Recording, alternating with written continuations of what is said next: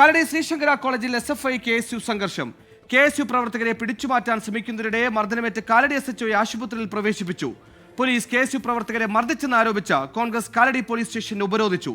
വിദ്യാർത്ഥിയുടെ തെരഞ്ഞെടുപ്പിൽ college principal ഭീഷണികൾക്ക് വഴങ്ങുന്നുവെന്ന് KSU Ernakulam ജില്ലാ വൈസ് പ്രസിഡന്റ് അനിസൻ K. ജോയ് കുറ്റപ്പെടുത്തി. സംഘർഷം ഉണ്ടാകാൻ കാര്യം ഇന്നലെ പോലീസും അതുപോലെ തന്നെ SFIയുടെ രണ്ടുപേരും KSUവിന്റെ രണ്ടുപേരും നിന്ന ടൈമിൽ കോളേജ് പ്രിൻസിപ്പൽ കോളേജിന്റെ തീരുമാനം പറഞ്ഞതായിരുന്നു.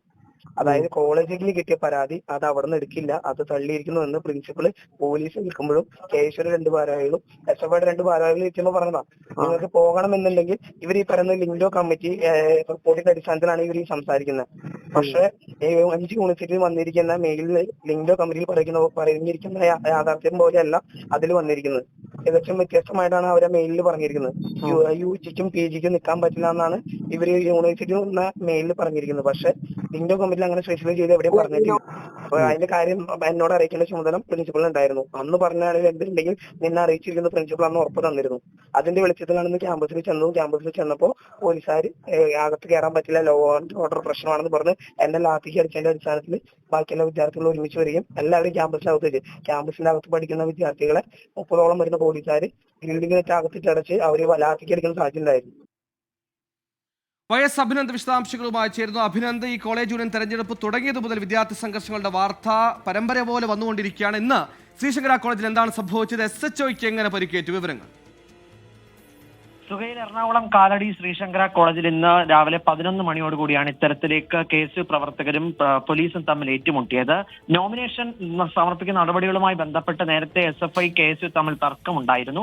ഈ നോമിനേഷൻ സ്ഥാനാർത്ഥിത്വം അടക്കം സമർപ്പിച്ച സമയത്ത് ഒരു തരത്തിലുള്ള പ്രശ്നങ്ങളും SFIയുടെ ഭാഗത്തുനിന്നും ഉണ്ടായില്ല. പിന്നീടാണിത് CPM പ്രവർത്തകരും DYFI പ്രവർത്തകരും അടക്കം ഈ കോളേജിലേക്ക് കയറി പ്രിൻസിപ്പലിനെ ഭീഷണിപ്പെടുത്തിയെന്നുള്ള ആരോപണമാണ് ഇപ്പോൾ KSU ഉയർത്തുന്നത്.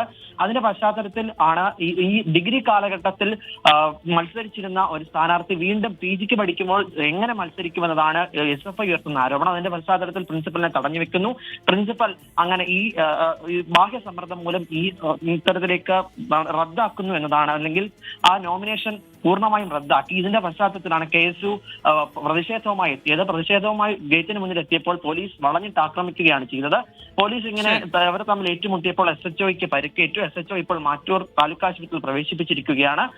എന്തായാലും KSU പ്രവർത്തകരെ അറസ്റ്റ് ചെയ്ത നടപടിക്കെതിരെ ഇപ്പോൾ കോൺഗ്രസ് പ്രതിഷേധവുമായി പോലീസ് സ്റ്റേഷൻ ഉപരോധിച്ചിരിക്കുകയാണ്. ഇപ്പോഴും ആ ഉപരോധം തുടരുന്നു എന്ന് തന്നെയാണ് മനസ്സിലാക്കുന്നത്. ഇനിയും അങ്ങോട്ട് SFIയുടെ ഗുണ്ടായുസത്തിനെതിരെ അല്ലെങ്കിൽ ഏകാധിപത്യത്തിനെതിരെ ശക്തമായ പ്രതിഷേധം സംഘടിപ്പിക്കുമെന്നാണ് KSU എറണാകുളം ജില്ലാ കമ്മിറ്റി അടക്കം നൽകുന്ന വിശദീകരണം. സുഹൈൽ, ശരി, ജനാധിപത്യത്തിന് ശക്തി പകരാനാണ് കോളേജ് യൂണിയൻ തെരഞ്ഞെടുപ്പും വിദ്യാർത്ഥി രാഷ്ട്രീയവും ഒക്കെ അതൊരു ക്രമസമാധാന പ്രശ്നമാക്കി മാറ്റുന്നത് ശരിയല്ല, ജനാധിപത്യത്തിന് ഭൂഷണവുമല്ല.